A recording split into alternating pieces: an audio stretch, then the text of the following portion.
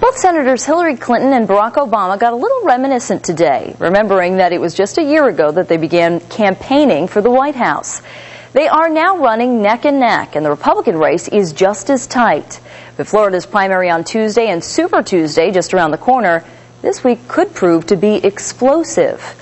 Eyewitness News reporter Susan Roberts has the latest developments on Campaign 2008 from Washington. His endorsement is the one every Democratic candidate for president wanted. And today, Senator Ted Kennedy of Massachusetts announced he will throw his support behind Senator Barack Obama. Any of the Democratic candidates would love to have Ted Kennedy's support, and we have certainly actively sought it. Kennedy's endorsement follows that of his niece Caroline, who backed Obama in an opinion piece published Sunday in the New York Times. "I have never had a president who inspired me the way people tell me that my father inspired them," she wrote. "But for the first time, I believe I have found the man who could be that president." Obama still trails in total delegates behind Senator Hillary Clinton, and she hopes to keep it that way. Clinton feels a groundswell of support in Florida and Michigan, and she's campaigning to have those states' delegates allowed back into the mix.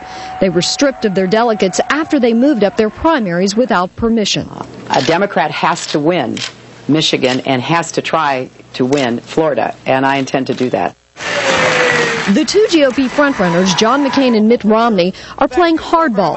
Romney casting himself as the man who will fix the economy, and McCain standing strong on defense. We will never surrender in Iraq, and I will never let it happen. I simply don't think that the people of Florida are going to say the nominee of our party ought to be a person who on more than one occasion has expressed lack of understanding of our economy. There are 57 delegates at stake in Florida for the Republicans, considered critical to winning the White House.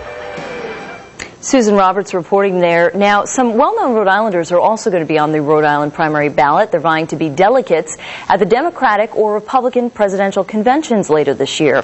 Governor Don Carcieri, Warwick Mayor Scott Avedisian, former Lieutenant Governor Charlie Fogarty, and former Providence Mayor Joe Paolino all gathered the necessary signatures.